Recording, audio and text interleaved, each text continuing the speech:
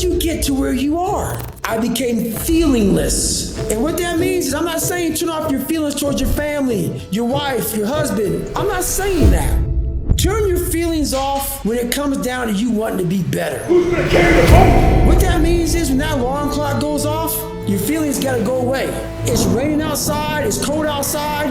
When you don't want to put those long hours in at work, that's what I'm talking about. Your feelings must go away. When you know everybody's gone home to their families, but you want to be the top salesperson in the world, or you want to be the best lawyer in the world, whatever it is, when everybody leaves to go home, and there's only one light on in a building, a 15-story building, and only one office. Every office is dark. There's one office with one light on, and as those motherfuckers go from the club, they look up every day, 2 o'clock in the morning, they see that light's always on. That's the motherfucker right there you gotta be. You can't have feelings about when everybody leaves. Oh man, I wish I was going home to my beautiful family. That is true, but you gotta learn to shut your feelings off if you want to achieve greatness. Hope ain't gonna get you shit because it's not in your hands. Hope is not in your hands. You can't control hope, man. You can't. It's just hopefully this thing happens. But when you get belief, when you start to create belief, and belief isn't like an after school special. Most people think, oh man, like you need to believe in yourself. Sesame Street, when I was growing up and shit, you need to believe in yourself. That's not the belief I'm talking about. It's the belief that you harness through hard work and dedication. And it's something that you know what you are capable of because you've gone there several times in those dark times. So my belief, why I kept on going back to Navy SEAL training and going back to all these different things, not because I hoped training would get easier.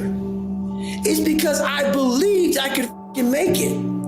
Through the training I put myself through, I just wasn't doing and executing as I should. And I knew that. It was all on me. So then when I put that belief into work and that hard work came to fruition, everything happened for me.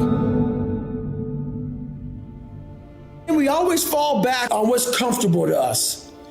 What's comfortable for me was, if it's easy for me, I'm gonna do it. And so when I was going through pararescue training, I ran up against an obstacle that I didn't think I was gonna run up, and it was the water. I hated the water. But I tried hard to get over that. And I would go to the pool and I would try, but my mind wasn't strong enough. David Goggins, even with all the discipline, I didn't have that next level. When you're truly committed to something, not like where you I want to be a doctor, but when I run into this roadblock, I don't want to be a doctor. No, I'm going to be a doctor come hell and high water. I needed that kind of commitment. And David Goggins didn't know about that commitment. I knew how to wash a car. I knew how to clean a house. I knew how to, do all these manual labor jobs. But when it came down to true suffering, to the highest of suffering, I didn't have that next level of, all right, motherfucker, we have this next level. David Goggins wasn't enough. So I went into my mental lab and realized, but I want to be great, but I don't have greatness in me. So I had to create a motherfucker that was great. And in my mind, I'm really big on visualization. And people may think it's all kind of bullshit. Believe what the fuck you want. I don't give a shit. This is a true shit right here, man. I went in my mind and said, okay, I want to look like this. I want to feel like this. And I want to have a mind that is fucking cast iron steel. That is never dull. That is always sharp. That was the biggest thing I wanted. I wanted to hit obstacles that most people up, including myself, but I didn't waver. I didn't fear. I didn't run away. I just stayed and marinated in the fear, in the suffering. And through that, building Goggins, I will become Goggins when necessary. And I started to do these things on my own. I had my own training ground. I built a training ground. I wasn't Navy SEALs. If you go to Navy SEAL training not prepared, you're going to quit. So I built this training ground on my own.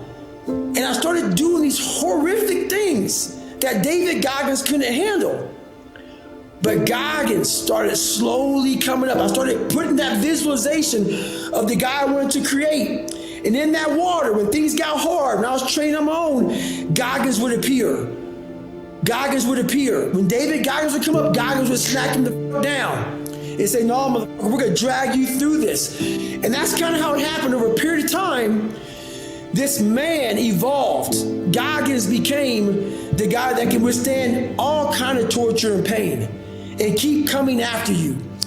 And that's where that next step with evolution became. Well, I put it this way, man. A lot of people say, don't be like him, like me. And I get it. And you say, was it worth it? It was worth it. I'm going to challenge these people who say, man, that's a little too much. It is. Which is why most of my message is for everybody. When it comes down to the uncommon, amongst the uncommon, it is only for 0.0000001%. And these are the people who want to be the uncommon amongst the uncommon. I'm talking about Grover. Michael Jordan is in that category. It's those people who realize what they want, and beyond all things, I'm going to achieve it. So if you don't want to be like me, I get it. But is it so bad that a person has millions of dollars in the bank? Is it so bad that a person has 2 of the top books in the world, top of the list of all time? Is it bad that a person's broke all kind of records? Is it bad that a person's been the Navy SEAL, Army Ranger, going to Delta Force training, going to Air Force, smoke jumper? Is that bad? Is that bad that by 47 years old, you're trying to find what to do next? Is that so bad? Because you've done everything in the world, because the second you thought about it, you did it? If that's bad, I don't want to see what good is. So why it's bad to most people? Because it looks exhausting, and it is exhausting. And that's why it's bad to most people. Most things that are bad to people is because they can project what the fuck it takes to get there. And as they're projecting that shit, they're like, oh man, dude, you're destroying your life, your health. You have no family, you're unbalanced. I can make up a million things. But what the real thing is, you projected what that shit looks like, and it looks like hell. It looks like hard work. It looks like suffering. It looks like a dedication that people don't understand. And it is that. But that, at the end of all that shit, my friend, I front-loaded my life. Front-loaded. Everything I wanted to do, I did the second I thought about it. Now, 47, I am 100% retired. And I still live like I'm not, by choice. At the end of the day, I asked myself one question: can I take one more step? And usually the answer is yes. So if you can answer that question and not take another step, that is real failure. That is real quitting. So a lot of people can take one more step, but they choose not to. I don't know if you can take 2 steps. You got to answer that question after you take the first step. But I can always take one more step, so if I choose not to, that's on me. And I got to live with that. Most people think I'm just some grand animal who runs and yells and just says "f***ing motherfucker" all the time. And that's nowhere near the truth. That's maybe what they see in a 1-minute video, and that's what people believe. But there's a lot of thought behind a person being a born loser, becoming who I am today. You don't just wake up and just rocky the shit. You gotta wake up and think about, there's a process to getting better. For me, I built Goggins from the ground up. I was born David Goggins. David Goggins wasn't good enough. He was a scared, bullied, abused kid. That kid, whenever something got tough, no matter how hard I trained, no matter how ready I was, whenever something got tough for me, David Goggins, the real David Goggins, would come out and he would quit. So I realized this over a period of time. So I had to build Goggins. And in that process, I have to go back to that mental lab. And that mental lab is at scratch. That mental lab isn't that trained humility. And so that's where I get better. I get better when I'm digging holes in the ground, when I'm waking up early knowing I don't have to do these things. That's where I get better. What do you think most people get wrong about motivation? They think it's a permanent fix. They think it's something that is a constant. They think that maybe once I get it, I'm gonna hold on to it. Nothing is permanent. Nothing is permanent. And a lot of times you have to learn to perform without motivation. You have to learn to perform without purpose. You have to learn to perform a lot of different things. And that's what people think. They think I need to have this motivation to work out, to study, to be better. So if they don't have it, they just don't do it. And that's where you fail. You have to learn to train your mind well beyond motivation. If you have motivation, that's great. That's some kindling to the fire. All it takes is a little bit of spark, you can burn a whole forest up. But motivation, you have to learn to exist without it. You have to be your best self when you're least motivated. And that's the tricky part about all that shit. Motivation is just a word. You have to have these different things in your mind on where you want to go and know that motivation is not going to get me there, because I'm not going to always be motivated. Learn to pick yourself up on your own. You got to be your own coach. I'm trying to build people up. I'm trying to armor their mind. I'm trying to get them the belief, because this world we live in is tough. It's tough. It will beat you down. The world and the life that we live in is the ultimate competitor. It will find your weakness and it will just hammer you. So if I can help you build belief, build confidence to the point where nothing can hurt you because you know exactly who you are. Being ashamed is one of the biggest things that kill people nowadays in their minds, kill them from moving forward. I'm ashamed of myself. Don't ever be ashamed of anything you've done in your life. Face it, fix it, make it better. You have to build a person that can withstand the pressures of whatever they're going to be dealing with in life. I'm not trying to send a message of run 200 miles, be the baddest motherfucker in the world, but be tough. You better have a part about you that's tough, a part about you that can break down situations and get better.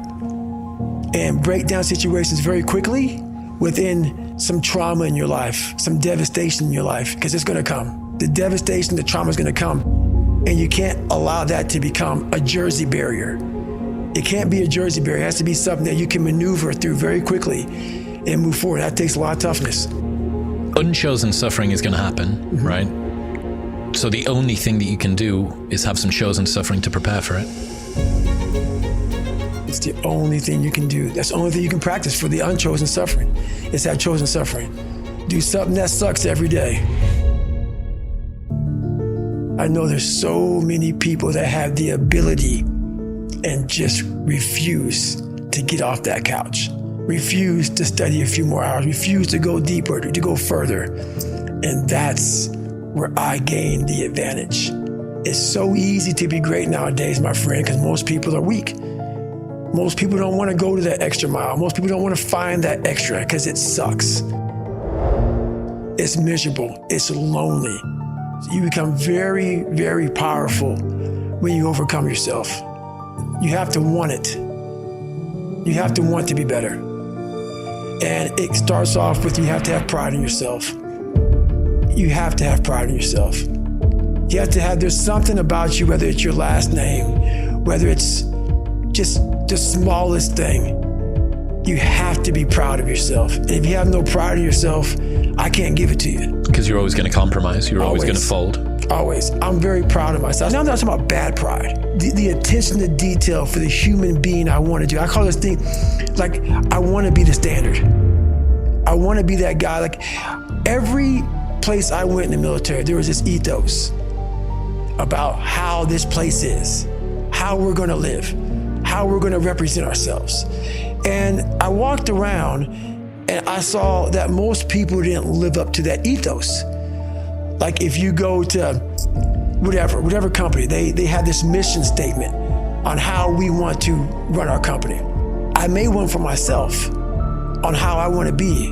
And that is why if people can make up a mission statement, an ethos in which they want to live by, and every morning you wake up, you hold yourself accountable to that mission, not a company's, your own. Make up your own mission statement. What do you want to be in life? And once you do that, now you can work with somebody to get better. You can work with yourself to get better. But until you know what you want to stand for, you will always just be sitting down. You'll never stand for anything. Your mind takes control of you. You have to say, I run this motherfucker. And that's what that's all about.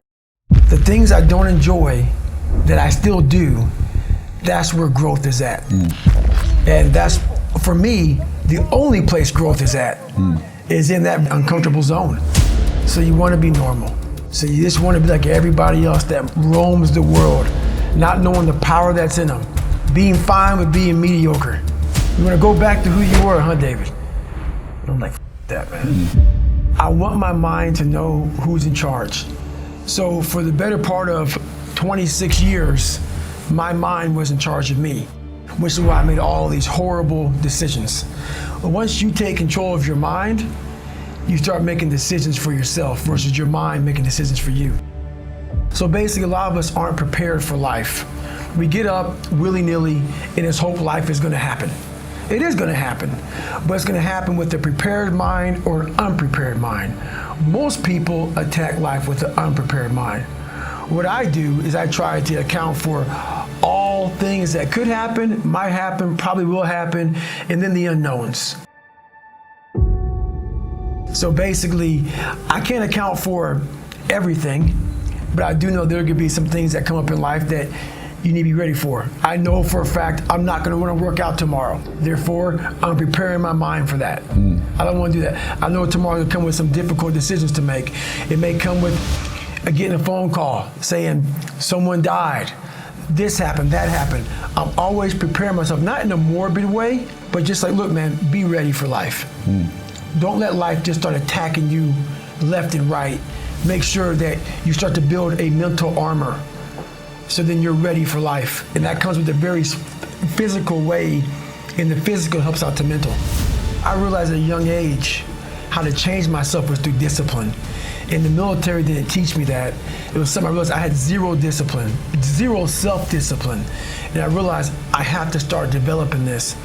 And I started really because I was horrible at reading and I was horrible at writing. I have so many learning disabilities, it's not even funny. So I just sit down at the table and spend so much time in this reading and writing and learning. And that kind of translated over to my self-discipline with working out. So that's where it started. I started when I was about 16 years old and said, well, I have a 4th grade reading level. Let me go ahead now and start really focusing because I'm not gonna get in the military because I got to pass the test. Yeah. So that's where it started for me. It's more important to own your weaknesses. You have to really triple down on those, man. Because why? You want to become a full human being. We like to run away from weaknesses. Like for instance, if you're good at running, all you want to do is run. If you're great at reading, you have several books. But we don't do those things that we're not good at. So for me, I realized, man, like I keep on running away from these things I'm not good at. I have to dive into these things. I have to become one with these things, and that's what happened. And so I own them both, and I talk very openly about them both. I see a whole bunch of people walking around out here who have no idea how talented they truly are. Now I'm talking about talent, like some God-given ability. Talent that sometimes you have to hone, and you have to work on, and you have to harness yourself. And they just walk around just on their phones, just clueless to how powerful they are. The biggest thing you have to do is shut off technology. You have to go dark. And what I mean by that is you have to be quiet in your mind, get away from people. We love being around people. We love talking. We love parties. We love all that. It's okay to be alone. It's also okay to be unhappy. It's okay to be unhappy sometimes, man. It's okay to say, you know what, man, I'm up. So you gotta go to the truth first. Who are you? get really accountable and say, okay, who am I? What's the truth about me? Get to that dark place in your mind. Figure out, it may take months, it may take years. Figure out your purpose. Figure out what you want to be in life. And then from there, okay, I have my purpose. It may take a long time. No one knows their purpose because it's too loud. Find your purpose. From there, all right, you gotta start planning. People love the planning phase because it's very comfortable. And then from the planning phase, you gotta go to execution. So the execution phase we all hate, because that's where the real work begins, and that's when the failure happens, and the failure. So, but you know, that's kind of how you have to do it, because every day is a battle. Every day is a battle because your mind wants to choose the path of least resistance. Every day. But you don't become better by ever doing that. You become normal. And I don't want to be normal. So it may not be a life for everybody, but I find a lot of peace in not being normal in my life. So if you could define happiness for you, what would that be? It's overcoming yourself at all costs, whatever that takes. To be at the point of your life where you don't care about being judged. You can be in a room of 1 million people and they all hate you, and you walk in and you go like this. Not because you're angry at them, because you know yourself. Inside and out, and you know that you've put yourself through hell to be where you're at today. You've walked the walk, you've talked the talk, and you've walked the walk. And that's, to me, what it's all about. It's all about putting those boots on the ground and getting after it every day. And once you do that, you have a feeling about yourself that no one can ever take away or even understand. Life is always giving you a test, trying to give you a way out, trying to give you an excuse not to show up. You gotta have the mentality to show up every day of your life. No matter what life throws at you, it's our responsibility to show up to the Coliseum of life. Life beat me the up bad. I mean, I was knocked out in the 12th round of a 15-round, heavyweight bout. I was knocked out. But what happened was, in the 12th round, when the challenger turned his back on me, I was getting up. And I got up and won the next 3 rounds and knocked that motherfucker out in the 15th round. So that's my mind about can't hurt me. I was hurt, man. Like, literally, I had to overcome so much those first 26 years of my life, and I still do every day today. It's not over. But the mentality of can't hurt me is just that. No matter what's in front of you, man, you have to face, you have to confront, you have to overcome and move forward. So my father, some of the kids that bullied me, my learning disabilities, all these things I went through in life, stuttering, had so many different issues, failing, I had to overcome them. Or they would have overcame me. I was able to look at my childhood and how I grew up as the ultimate training ground for my life. There has to be some people in this planet Earth who have my mentality. As gross as it is to some people, and as far off as it is and not understood, there has to be some people like me on this planet Earth. Has to be some warriors out there that are able to take this mindset and do something with it. So that right there, once you are able to look at your life and realize that all these bad things are actually the ultimate training ground for what you're going to, encounter in life, you start looking at your past very differently. I'm still examining human potential. How far can the mind go? How far can we go as human beings? But it's amazing that once you get control of that thing, how far you can go. You have to make the decision whether you want to be a badass or whether you just want to be mediocre and everything's okay. But being a badass hurts real bad. Life isn't fair at all. At all. So what are you going to do about it? It shouldn't be fair. It's a trial ground, it's a testing ground. It's built to make us harder. It's built to make us as strong as we can, to test us, to drive us. So, mentality is the only thing that gets us through life. I was an underdog. I knew that no one was coming back to help me. No one was gonna miracle me to be somebody special.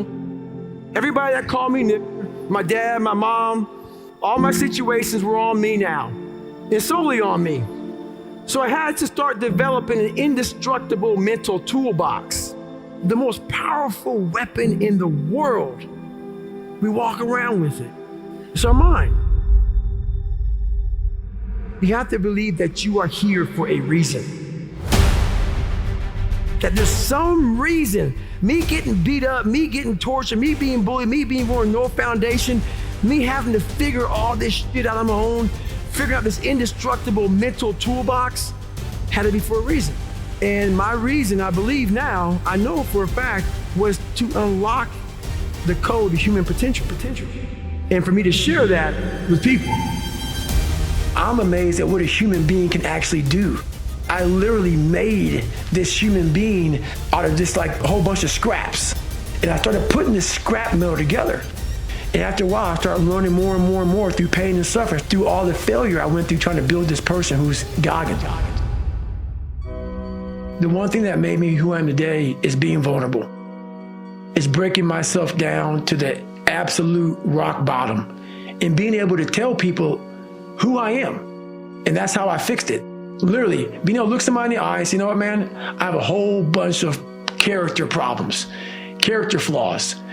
I've lied about this. I've cheated here. I'm insecure here. This isn't the real me. I lied to you about that. I wanted your acceptance in life. Life created this person, me. Life created me to be this person that I was back in the day. And I had to realize, man, that's okay, man. It's not my fault. Now I gotta go back and fix this shit though. So a lot of this isn't your fault, why you do some things you do, why you feel the way you feel. But no one's coming back to save your ass. You have to go back to where this started, wherever that place is for everybody, and have the courage to go back there and start fixing what broke you. One thing I'm most scared of in the world is losing touch with the best thing in the world is your mind. Your mindset, how you can picture yourself, how you can focus, how you can drive, how you can put yourself in so many situations to get out of it. Because those headphones we listen to, those phones that we Google to find information, there's so many situations in my life where that shit's not gonna help me. It's not gonna help me because I know what's helped me. None of that stuff's ever helped me. None of that stuff's ever helped me. What has helped me has been me alone, getting my shit together and being accountable for who I'm not and who I want to be. It's the only thing that's helped me. We all live in this world where our brains are keeping us in this box. Outside that box, on the other edge of suffering, is a world that's endless of opportunity. But we are afraid to go outside that box because in that box is comfortable. That's where all of our nice stuff, that's where the nice 4-lane highway's at. I know where the restrooms are at. I know where the gas stations are at. Outside that box, man, God gives you a shovel and says, man, start digging. That's not fun. But when you dig your own path to all kind of stuff that's unknown. And that's why I started realizing, man, like on the other end of this is some beautiful stuff. So I got outside my box and realized, man, 300 pounds, now look at me, I'm 185 pounds. And on the other side of the box was all this stuff. And I didn't know it was over there until I climbed the wall and saw it. I really started to enjoy the fact of seeing what the human mind was capable of and seeing that what is so horrendous, there's so much joy and glory in this shit. Taking souls, it's about finding energy and strength when you have none. There's energy all around us, but we think that we have to have it. It has to come externally a lot of times. We have like a TV in front of us, watch somebody, listen to a podcast, listen to a great music. A lot of times in life it's fucking quiet. And those are the times when you want to run and hide. You gotta be able to find energy. You gotta make up games, make up tricks, make up whatever you can to get to the next evolution of life. When you're running, you run for hours. Days. The thing that makes me so pissed off in this world, man, is that so many people die with untapped potential because they think that someone else is better than them. And they were born, not with the greatest tools. You don't need shit. You need the ability to grind your ass into a fine powder.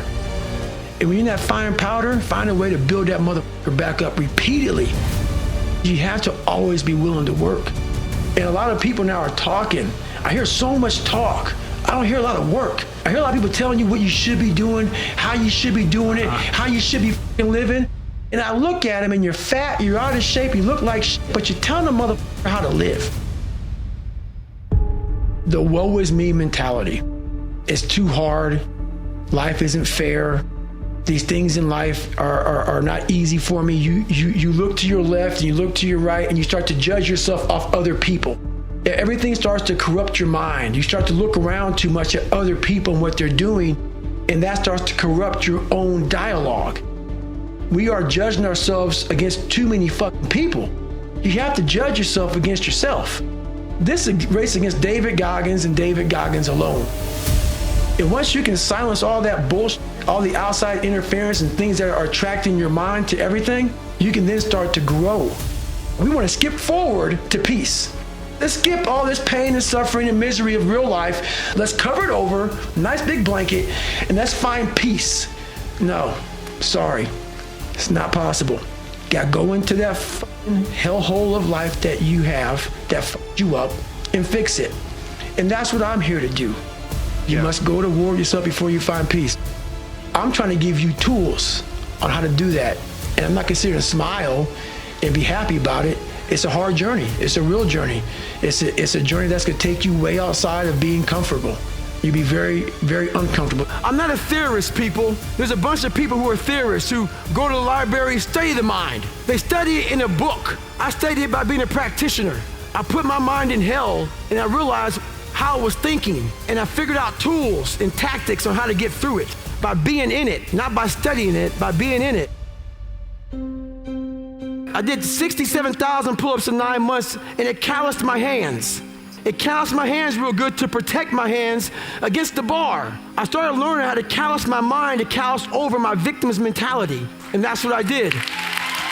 And so they sent me to Johns Hopkins. Everybody studied my body. They studied everything. And one guy says, you know what? We can't find anything on how you did all this. How are you able to do all this? A head guy came in from MIT. And he said, you know how he did it? So, mentality is the only thing that gets us through life. And the can't hurt me mentality is no matter where you come from, the sewer, or wherever you think you're from. When I got out of the sewer, I got to the road and looked around and said, can't hurt me. Nothing should be able to hurt you. If you believe that, it starts to become true. I wanted to live my life in a way that when I died, I was proud of myself. I know what pride felt like. And if it took pushing myself to death, I was willing to do that. But I want to look in that mirror, not impress anybody, not money, not fame, not nothing. I wanted to impress the guy in the daggone mirror. And I worked endlessly and tirelessly to do that. And it happened.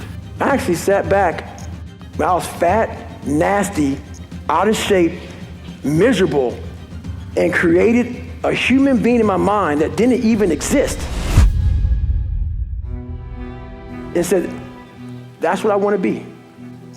I want to be that guy. I want to be a guy that's capable of doing exactly what I'm doing today. If you weren't born that guy, that mentally strong guy, he can't be made.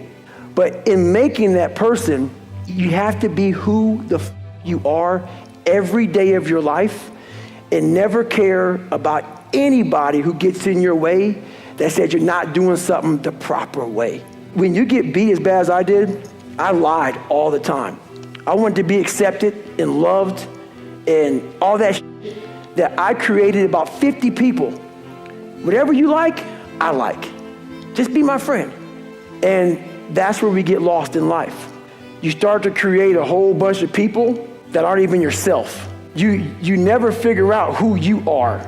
You never live up to your dreams, your ambition. You live up to what whoever is around you that you like so much, that you want to emulate and be like so much, you live their dreams. You lose your power. You lose your power. The ultimate power is owning yourself.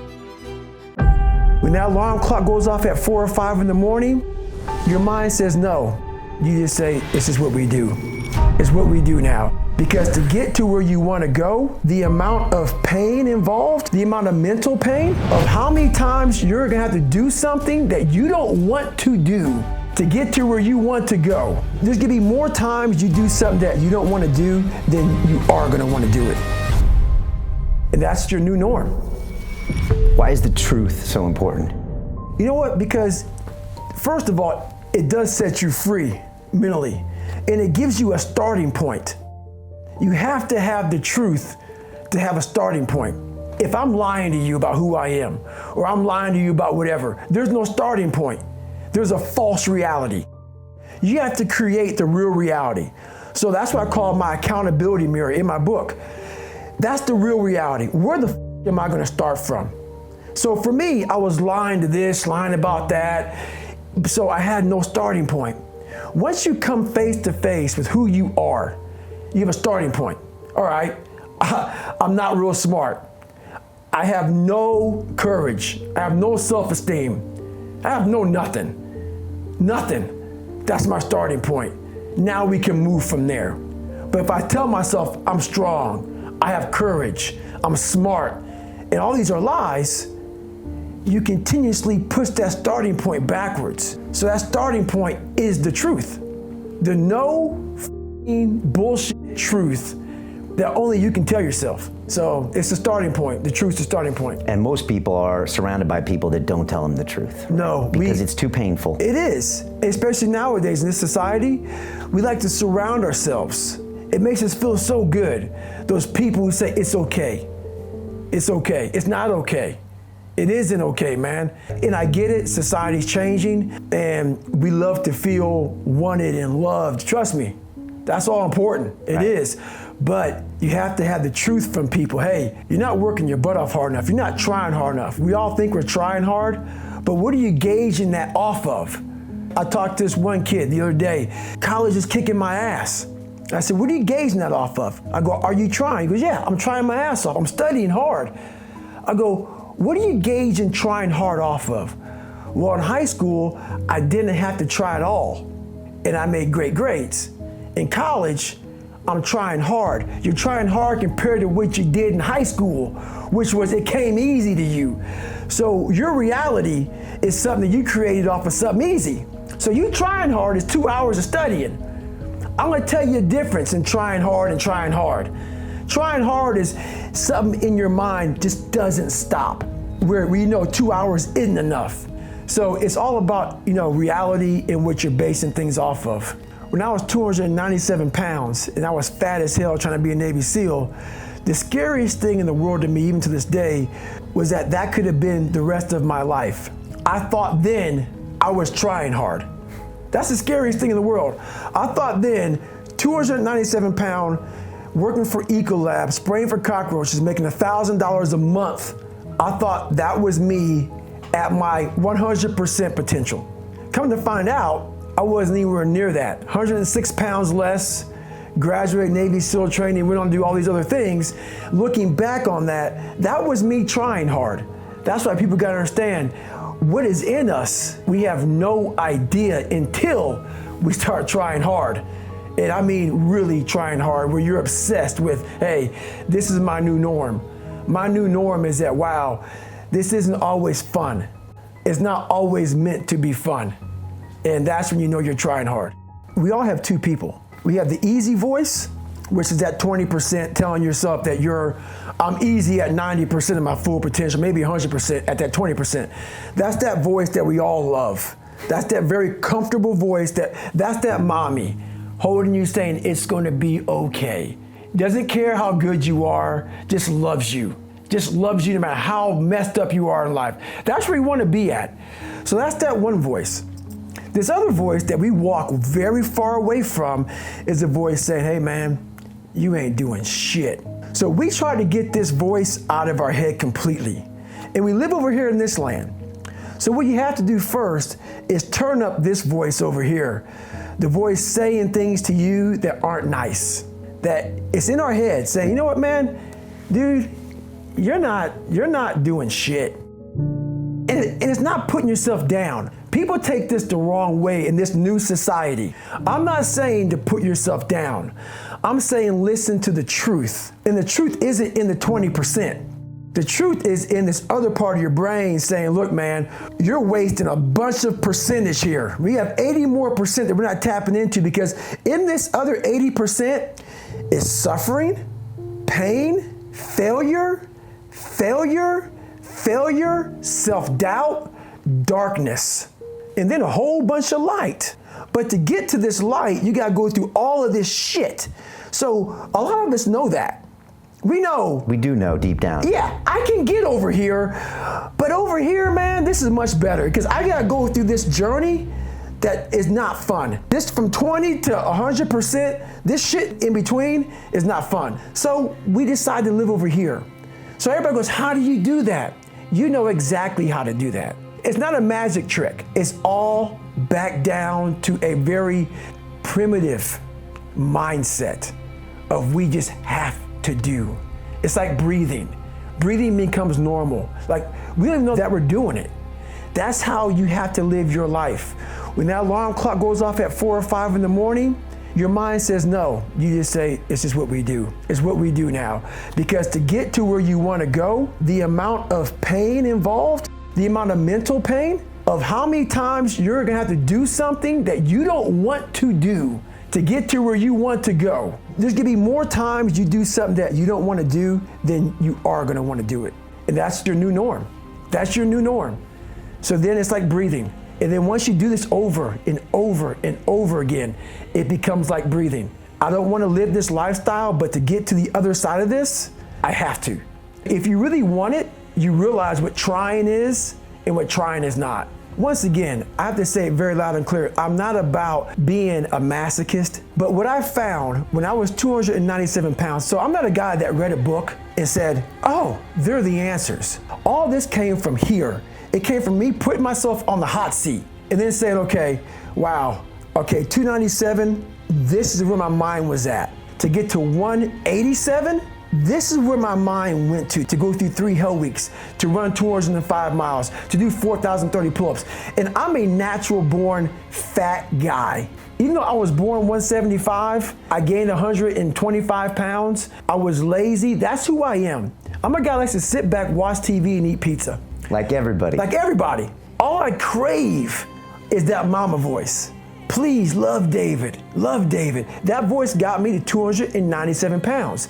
She used to cook for you too. She used to cook for me. When I got in the military and I started gaining this weight a lot, my standard breakfast was 8 cinnamon rolls, 6 to 8 scrambled eggs, half a pound of bacon, Fruity Pebbles. That was my standard breakfast. Whatever I wanted, I did.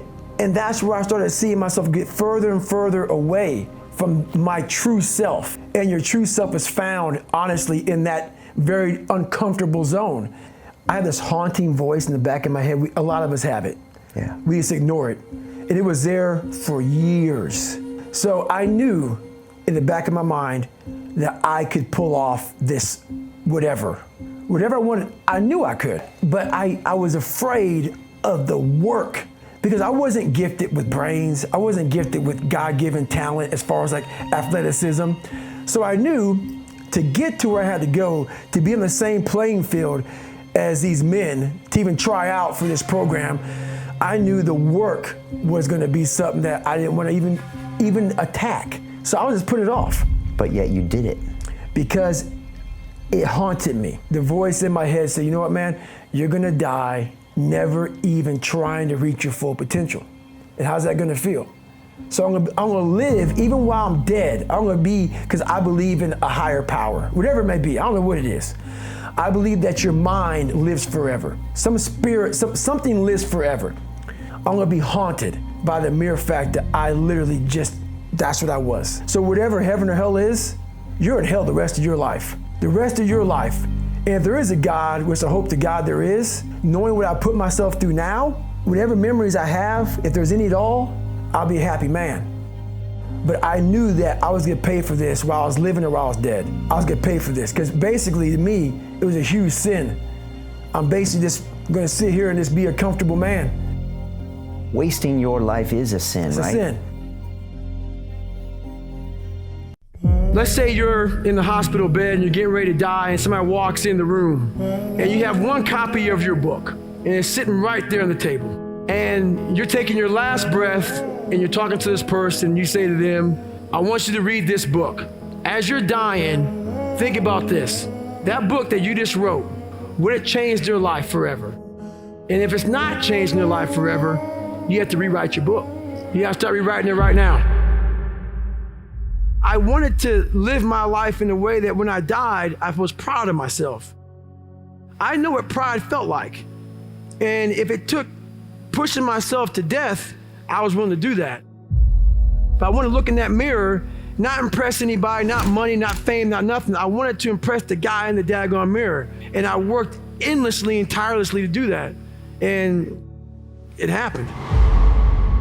I see what is not the norm, what's impossible, what all the theorists say you shouldn't be doing this. That's the wrong way to go. And I'm like, let me see if I can pull this shit off. It's so easy to be great nowadays, my friend, because most people are weak. Most people don't want to go to that extra mile. Most people don't want to find that extra because it sucks. It's miserable. It's lonely. I really started to enjoy seeing what the human mind was capable of and seeing that what is so horrendous, there's so much joy and glory in this shit. The most important conversation is the one you have with yourself. You wake up with it, you walk around with it, you go to bed with it. Eventually, you act on it. Sometimes you act on it good, sometimes bad. You gotta change the internal dialogue. That person in your head that's talking that shit to you, until you change the internal dialogue in your head, until you callous over the victim's mentality that the world is out to get you because of you are the only, you gotta change that shit, man. I get that mentality. I once had that mentality that no one understands what the f I'm going through. And if you keep that mentality, you're gonna stay in the same exact spot that you're in. I saw myself as the weakest human being on the planet. And I wanted to transform that into the hardest man God ever created. Your mind takes control of you. You have to say, you, I run this motherfucker. You have to be your best self and your least motivated. You have to have these different things in your mind on where you want to go and know that motivation is not going to get me there. The only thing that changes your DNA is discipline. If you can get through to doing things that you hate to do, on the other side is greatness. You have to be willing to fail 100 times to succeed once. And if you're not willing to do that, man, you're not going to even get a fraction of what you're looking for. There's a new bar that you must always set in your life. And once you become complacent and you become civilized, you've arrived, you're no good for anybody. Everybody's journey is different. Everybody's journey is different. I was on a journey to see who David Goggins was. And that journey took me in some of the hardest areas a human being can even imagine. And right now, I'm the happiest person on the planet because, you know, I had to climb Mount Everest several times just to look down on my life to see what hell I came from. And that's what kept me going through all this stuff. Like I envisioned myself going through, like when I was a young kid and they called me all the time. I got my dad beat the hell out of me and I had no self-esteem. I had this vision of if I can make it to where I want to go. Imagine when I look back on my damn life, how proud I will be. And now I'm here. I'm able to look back on this life I lived that many people will never understand because why? When you're passionate, they think you're crazy. And you can't even explain to people why you're doing or why you did what you did because you found your purpose. And once you found your purpose, you can't really explain it to normal people because they don't understand passion because they live everyday life just going, not really finding their purpose. So I become a foreign language to people. So they put me in a category of you're just crazy. No. I'm passionate. I found my purpose in this life. If you want to be great, you want to be the baddest motherfucker ever at what you do, you're going to be misunderstood by everybody because you're going to be so obsessed and so driven to get there. That's what it takes. The first step you have to do is face yourself and be accountable for what you're not. So then you can be what you want to be. I call myself fat because I was fat. And people don't want to do that. They want to say, oh, don't call yourself fat. Don't call yourself dumb. If you're not real and raw with who the you are, nothing's going to change. And in this nice new world that we live in, we want to hear, you're just a little big. No, man, you might be fat. How you address it is you face it. You face it every day. You face it every single day of your life where you say, okay, like if you're fat, you need to lose weight. It's patience. It's patience in this fact of accepting who you are right now. I'm fat. I don't like myself. Accepting the fact that if you lose 3 or 4 pounds, that's a huge accomplishment. I started realizing, man, just by going to war with myself every day and putting these challenges and these goals and these obstacles, these insurmountable obstacles. So it wasn't about losing 106 pounds. Me losing 5 pounds was an accomplishment. Right? Me losing 10 pounds and then 50 pounds. The more I did this, the more I gained confidence. I was just working. I was just sacrificing. And then through that, all these different tools started coming up. But I would have never found these tools if I didn't put myself in a very uncomfortable place. We all look for toughness. We all want it, but we look for it in a comfortable environment. You will not find toughness in a comfortable environment. Those of you who are listening to this, whoever hear this, you will not find it. I was trying to look for it everywhere. The only way you find it is to drown yourself in a position where you're just out of sorts, where you can't swim and you're drowning. Where you're drowning. You're drowning in life. But you say, you know what, man? I'm gonna figure out how to backstroke or something. When you quit, your mind says, we're done. So it doesn't expand. There's no expansion when you quit. When you say, you, this sucks, I'm drowning, I'm miserable, I'm suffering, I'm broken, but I'm not going anywhere. What happens to your mind is it does this. It says, he's not leaving. So we gotta expand. We gotta grow. We gotta figure this thing out. We're only 1% away from true greatness. There's a big difference between 99% and 100. I always thought that I was given 100%. I wasn't. But I was only 1% from making that money, from being where I want to be, from having everything in life that I've ever dreamed of. But it's that 1% that we sleep on. It's that 1% that we wake up in that morning, we're like, you know what? Not today, maybe tomorrow. Well, guess what? That's why it's so easy to be great nowadays, because most motherfuckers are weak. And if all you do is when you are trying to hit that motherfucking snooze button on life, not in the morning, on life, just know this, all the it takes is thinking about all those weak motherfuckers who are taking a day off. And trust me, you will come up real fast. Like I say, it's easy to be great nowadays because motherfuckers are just weak, very soft.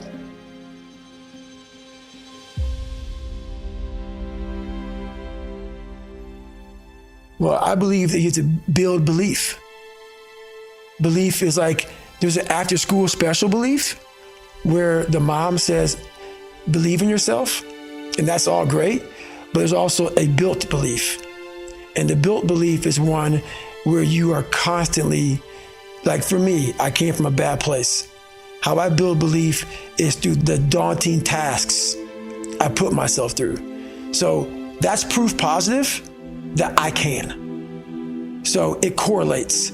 And that's how this piece of shit kid that I once thought I was built belief by saying, I was in 3 Hell Weeks.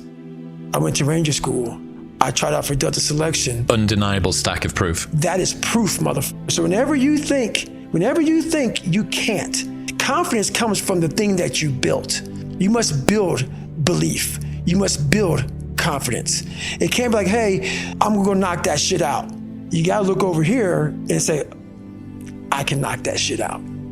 It's belief, and it's built on what you put in to yourself. And one thing I was able to do was to dream. I was able to dream outside those fucking 4 walls of that small town. And until you're able to really put yourself into that dream, but don't make dreams your master, that's where you truly become what you're destined to become. What do you mean, don't make dreams your master? A lot of people sit back and they dream about being a sports figure, or dream about being a SEAL, or dream about being an astronaut, and all it is a motherfucking dream. They don't put the work behind the dream. That dream has become their master. When you become the master of your dream is when you say, I want to go be a Navy SEAL, and you say, okay, I'm going to lose 106 pounds in less than 3 months. The dream was the one thing I thought about, and the dream was now gone. Now, what comes in, the dream goes away, and the laundry list of details and tasks come up. Gotta do this, gotta do this, gotta do this, gotta do this. That's when you become the master of your dream. So, a lot of people out there dreaming. We are all great. No matter if you think you're dumb, no matter if you think you're fat, no matter if you are fat, no matter if you've been bullied, we all have greatness. It just, you gotta find the courage. You gotta find the courage to put your Bose headphones on and silence the noise out of this world and to find it. You have to get in a quiet place in your brain. We all live on our phones. We all live on Google. We all live in this whole social media world that I really hate. I absolutely hate it. Why you can't find purpose? Because in your head, there's a bunch of noise. When I was younger growing up, they called me this, they called me that. I had all that noise in there. The second I put on the kind of quote unquote Bose headphones and silence the noise, I listened to my internal voice. Half of us live our whole lives and never even listen to what the hell we want to do. Get off the podcast. Don't be on social media too much. Cut out all the noise. Get back to the mental lab. You don't know what you want to be because you haven't spent time, real time with yourself. Spend time with yourself. Trust me. And once you find that passion and that purpose, your goals, your purpose, everything will just start lining up. And then you'll find the courage to start that journey. You have to believe that you are here on this earth for a reason. And if you don't believe that you're here for a reason, your life will seriously hurt. And I start looking at my life and all the shit I went through as God put me, some God, whatever you believe in, put me here to go through this. And now I see all the hundreds of thousands of lives I'm changing by the hell I went through. There's a lot of power in that.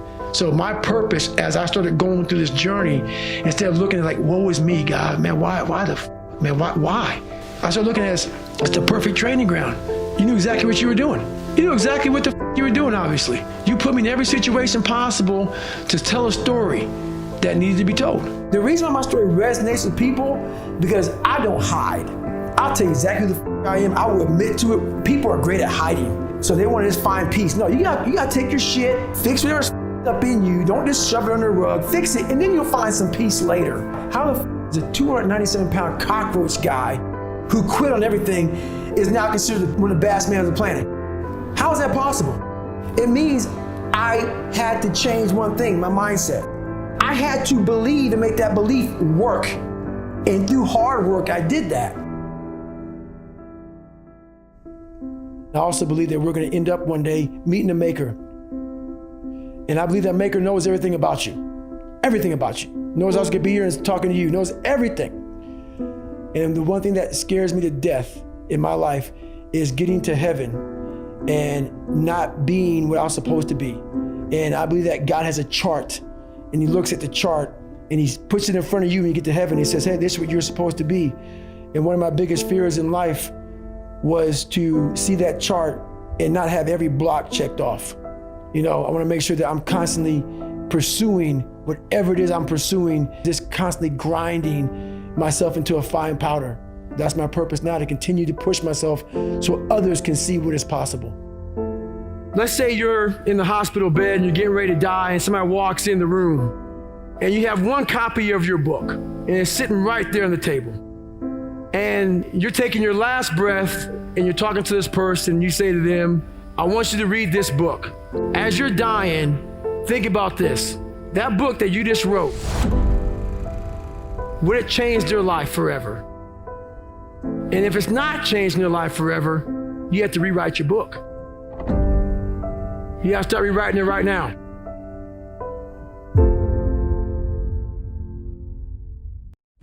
Dude, I'm not a masochist. I'm not crazy. I'm not this and that. People try to title me and label me. When I was growing up, I saw my mom getting beat and I got beat. And I was some stuttering little black kid in an all-white school, and I used to go home and cry. I'm like, oh my God, man, I'm fucked up. I'm so fucked up. So I had to train one thing. You better train your mind. Because my talents can run out way early. When shit got hard for me back in the day, bro, I'm done. I'm out. See ya. Okay. I got to invent a motherfucker that can. So I invented Goggins. I invented a motherfucker that realized we're not good enough.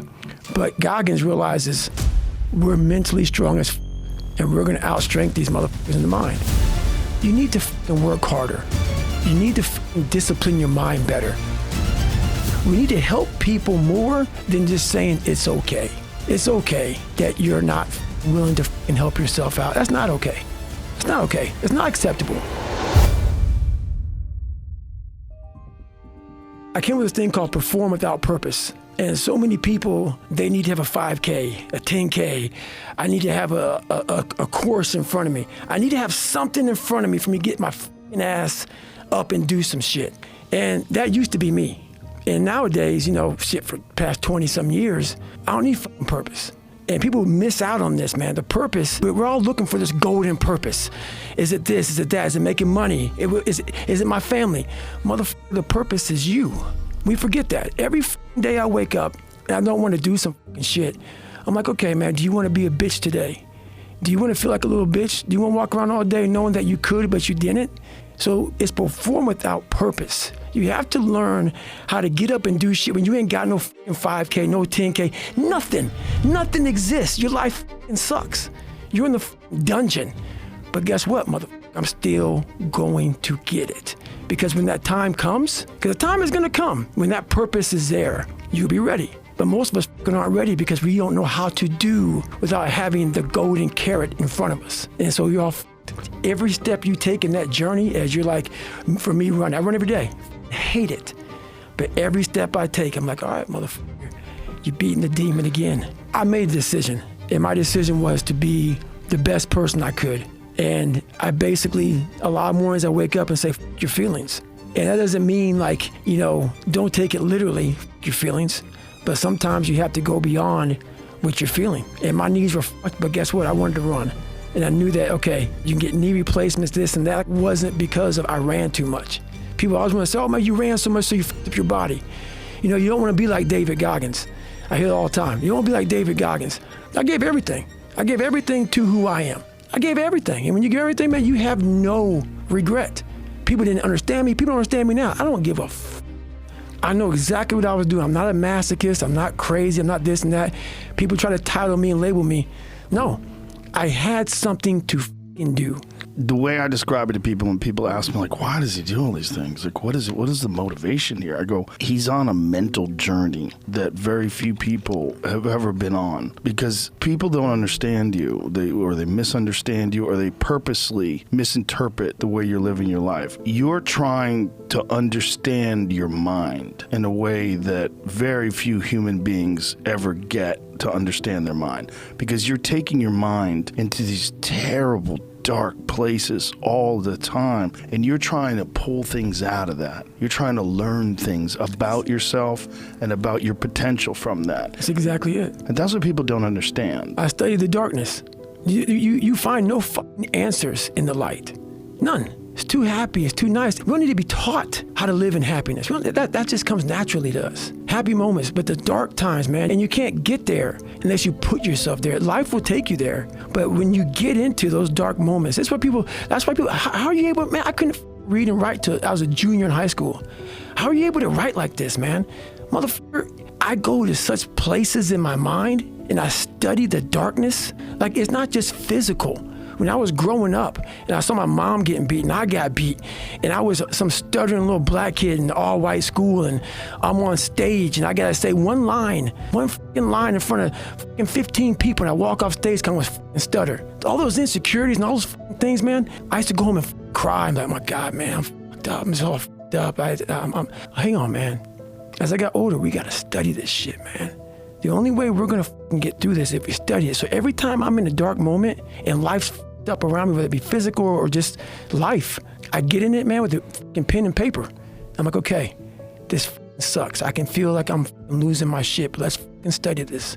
Let's come out of this motherfucking genius. I studied the black matter of the mind, the dark matter, you know, like Stephen Hawking. If that's his name, I said it right. That motherfucker studied the space and shit. That's where I consider myself, man. And so many people get it wrong, and I don't give a fuck. man. You can't, for me, I cannot help people. There's a lot of cookie cutter shit out here in this world. Oh, discipline, wake up early, take a cold shower, this, that, whatever. It's all bullshit. It's not. But what they don't teach you within the cookie cutter is like our minds are like a garage.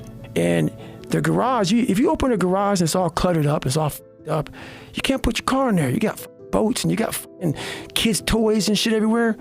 But if you organize that garage and you put everything in its rightful spot, you can put that car in there. You can put 2 cars in there. You can put bikes in there.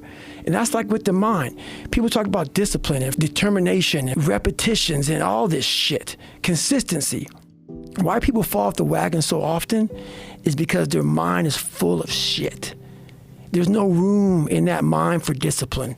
There's no room for consistency. They may do it once or twice, but then the mind takes over and that cluttered garage comes in, and then it's like a circuit breaker, man. A circuit breaker just overloads and sparks. And our minds, that's our mind, man. It's like a circuit breaker that has so much shit in it, you keep on loading it, you can't put any more into it. So I talk about it in there, man, so much about clearing space in your mind so then you have room for all those discipline, waking up early, taking those, because they do mean something. But we don't get to that dark matter that is keeping you from clearing out that mental garage. That's a good way to put it, because that is the mind of most people, is filled with stuff that they have to move around to get to what they want, and it's constantly piling up, and there's shit unorganized. And organized mind, man. You're looking at I gotta take care of the kids schedule's all up, my husband, my wife, I'm going by McDonald's to get this, and I'm rushing my schedule. Everything's just I wish I was doing this, but I'm doing that. That's it. And that and this, and I want a raise, but I can't get one. That's it. My boss is an asshole. Where's greatness in that, man? Yeah. You can't fit discipline into that. You can't fit structure. You can't fit consistency. You can't fit the grind. And then when you try, it gets overrun by the clutter in your that mental garage. Every time I'm in a bad situation, like, I study it. And that's the only reason I do half the shit I do, is I'm studying this shit, because I know that I never thought I was gonna be writing books and trying to help people get better. But I was always trying to do it because I knew I sucked. And so when you know you're trying to get somewhere, you know you suck, you know that you believe that you're a born loser, you are taking snapshots, man. Like, you see something on your phone, like, oh man, I'm gonna take a snapshot of that, or how you do the little picture shit so you can save it on your phone. I do that in my mind. So when I get in these moments, I'm like, okay, wow, that's some good knowledge right there, man. I snapshot it because I know that I can use that later. I can use this because I'm not out there most people, they go out and they run and they go out and they do, and they're like, oh, this is beautiful. Look at the mountains and the shit and all this bullshit. No, I don't like it. My body hurts. I'm hurting. How do we get through this? It's a lab. It's my mental lab. And so when I come home, I'm not forgetting it. Every day I get done running, or every day I get through working, every day I get through studying, whatever it is that brings me to that place of knowledge. So I come home from running and I write everything out. People have talent, and this is going beyond your talent. When there's no more talent, what happens to you? Most people quit. People only go to their talent level. And once their talent level is gone, it becomes a mental game. That the whole mental game sets in then. And most people can only perform to their talent, and they realize, man, why am I always messing up right here? Why is this my big hurdle? It's because you're performing to your talent.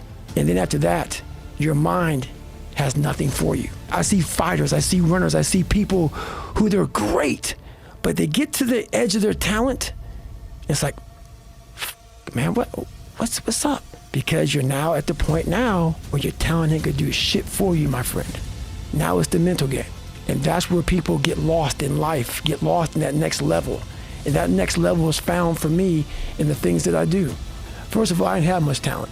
So I had to train one thing. You better train your mind, because my talents can run out way early.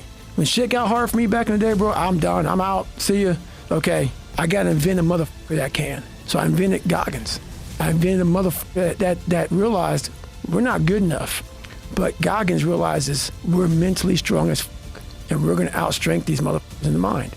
And so many people just want it the easy way. I'm sorry, man. It's not. So what they start to do is they build this narrative of it's okay. When the narrative should be, You need to fucking work harder. You need to fucking discipline your mind better. We need to help people more than just saying it's okay. It's okay that you're not fucking willing to help yourself out. That's not okay. It's not okay. It's not acceptable. Even though it's your life, if that's acceptable, that's unacceptable. And there's a lot of people in this world, me included, that if I accepted that, I wouldn't be anywhere. So yeah, a lot of people just, they start creating a narrative about themselves that make it okay. The ultimate get out of jail free card. And now the world is set up to have so many get out of jail free cards. Everything is okay. And you can't say a thing about it. Man, why are you always yelling, guys? You. This is how I talk, bitch. Cause I'm proud, motherfucker. You know what I'm saying? I'm a proud motherfucker, man. Yeah. And it's not proud like, look at me. It's like, I know where I fucking came from, bitch. I shouldn't be here right now talking to you. Shouldn't be talking to you, motherfucker. I shouldn't be here. I'm just a fat, sloppy motherfucker. I'm proud. So I'm able to tell you, I was fucked up. Many people can't. It's not even real. All those mornings that you didn't want to fucking get up, and I look at it as like a rock, and you find this fucking rock, and that rock is you. And every day you fucking fight not wanting to get up, and you do anyway. You chip another piece off that rock, and every day you fucking eat the right foods, and every day you go to train, you train harder and harder and harder and harder, and you get up earlier, and all these things you do to start forming yourself. You're chipping another fucking piece of that rock up. Before you know it, you have this beautiful piece of artwork that you built. And then once you get there, you see it, and it becomes real. Like, oh my God, I fucking did this shit. And so like the journey becomes so real then.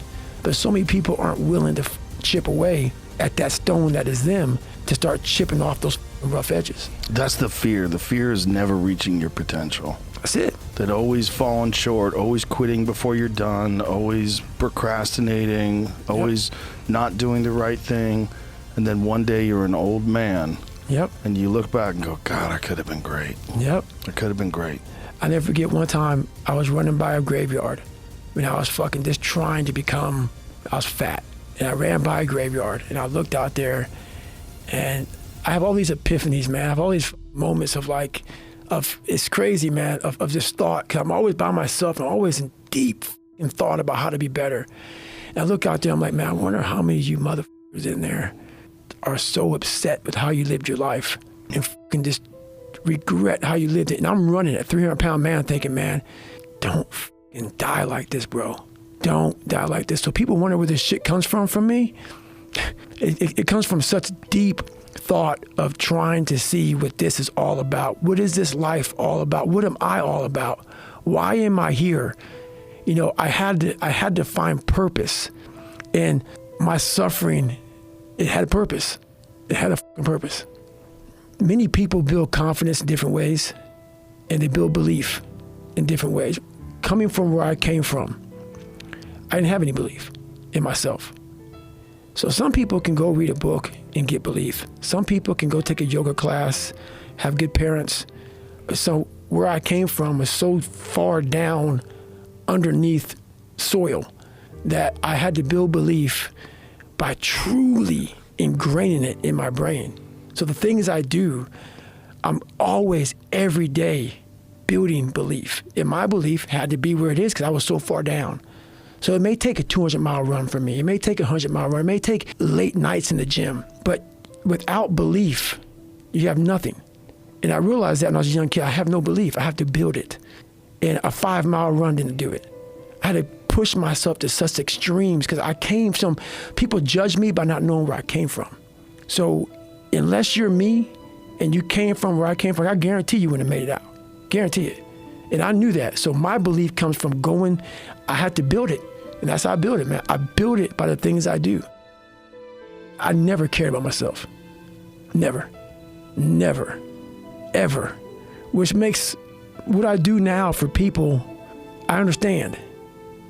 Because I care about people. Even though I'm an introvert because my fucking life sucked. But what I do for people, I really do. That's why I want to make sure that fucking book and things I do, that's why I don't, like, why don't you sell shit? Why don't you always, you know, why aren't you like promoting this and that? And no, man. No, I care that you understand that I fucking want to see you fucking kill shit. I want to see you better.